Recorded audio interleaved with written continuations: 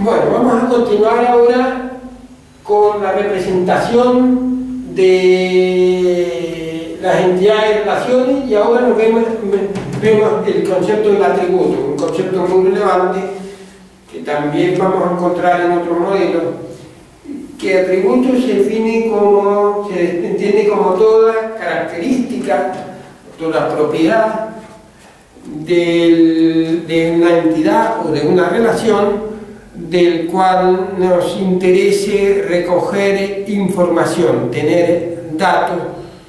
La pregunta es, bueno, ¿cuáles son esos datos? ¿Por qué unos datos sí y otros no?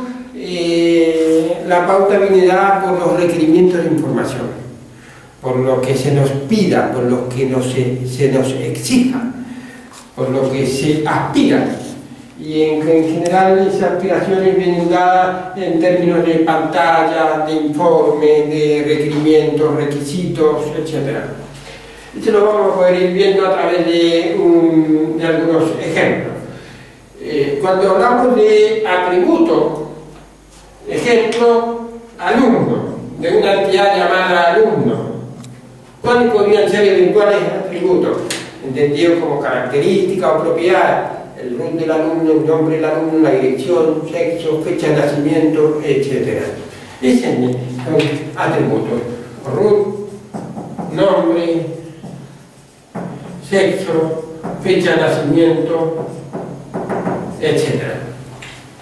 Estamos hablando de un libro, el título del libro, el autor,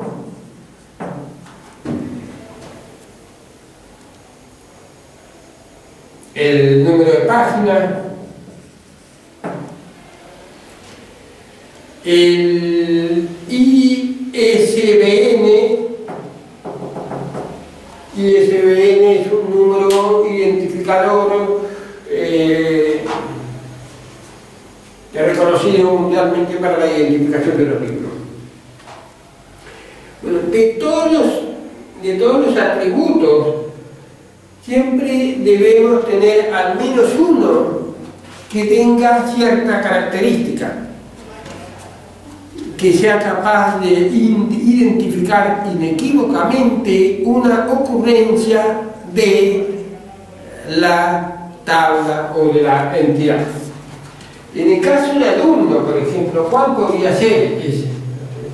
Cuando tenemos la tabla con todos los alumnos, para poder acceder a una ocurrencia, generalmente se accede a él a través del atributo que permite identificar esa ocurrencia. En el caso del alumno, será el root, porque no hay dos alumnos con un mismo root. Y uno se preguntará, ¿el nombre podría ser? No puede ser el nombre porque podemos encontrarnos con dos alumnos con el mismo nombre, aunque no tengamos dos alumnos. Pero para resguardarnos frente a esa eventualidad, el nombre no nos sirve como atributo que permita identificar inequívocamente una ocurrencia dentro de la tabla. Y cuando encontramos ese atributo que es capaz, que cumple esa condición, a ese atributo le llamamos atributo identificador.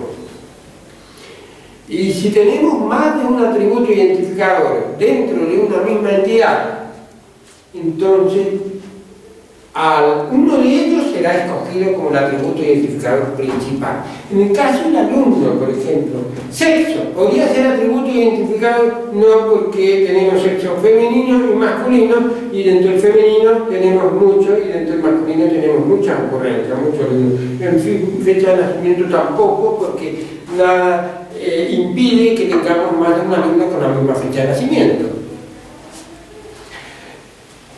Pero ahí podríamos tener un alumno que además no tenga un número de matrícula. Número de matrícula también es un atributo identificador, porque no tenemos dos alumnos con el mismo número de matrícula. En consecuencia, también cumple con es un atributo identificador. Entonces aquí tendríamos dos atributos identificadores. Uno de ellos es el que escogeremos como atributo identificador principal y que por uso del lenguaje llamaremos simplemente como atributo, clave o clave. De hecho, en el modelo relacional que vamos a ver más adelante, se habla de la clave como un atributo que es escogido como que nos va a permitir identificar la ocurrencia. En el caso del libro, ¿cuál es el atributo identificador? La clave, el ISBN. No hay dos libros con el mismo ISBN. Autor no puede ser porque un autor, podemos tener autores de más de un libro. El título, nada impide que tengamos dos libros distintos con el mismo título y menos el número de páginas. Aquí tenemos también los atributos no se circunscriben solamente a las entidades, tenemos también relaciones que pueden tener atributos. Se inscribe en, que es una relación entre alumno y módulo,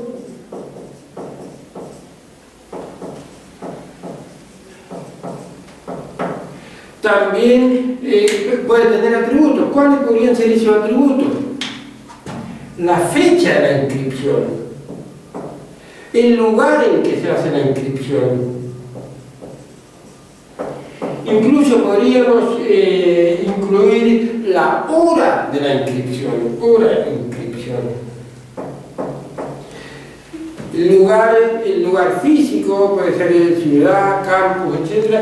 Y también podríamos especificar el terminal en que se hizo la inscripción, terminal de la inscripción. En el caso de las relaciones, no se habla de atributos clave, de atributos, porque se habla simplemente de atributos, y las tuplas asociadas a la relación, que son estos correlitos de conjuntos, se identifican a través de los atributos identificadores de las entidades que participan en la relación. Vamos a poner otro ejemplo de ocurrencia de atributos. Vamos a verlo con la... se imparte en módulos, imparte horario sala. Importante ver cómo podemos representar esta relación a través de los conjuntos de ocurrencia. Tenemos el conjunto asociado a la entidad módulo y conjunto de módulos. Tenemos por el otro lado el conjunto de horario, conjunto de ocurrencia de los horarios, y el conjunto de sala. Estos son los módulos, horario, y aquí tenemos sala. Están todas las salas con que contamos, todos los módulos que se imparten en la universidad, y aquí tenemos todos los horarios. ¿Cuántos horarios tenemos? En el caso de la Universidad de Talca, tenemos clases 5 días a la semana, en cada día están definidos 10 bloques horarios, 11, 12, supongamos que sean 10 bloques horarios, más por los 5 días a la semana vamos a tener entonces 50 bloques horarios. 50 ocurrencias acá. ¿Cuántas salas dispone la universidad? Supongamos que dispone de 100 salas. Tendremos acá entonces 100 ocurrencias. Y módulos, ¿cuántos son los módulos que se imparten en el semestre o en el año? Supongamos aquí en esta universidad hay 20 carreras, de cada carrera, ¿cuántas? La malla tendrá un total de 40 módulos, y supongamos y tenemos 20, 40 por 20 nos va a dar 800 módulos. Tendremos 800.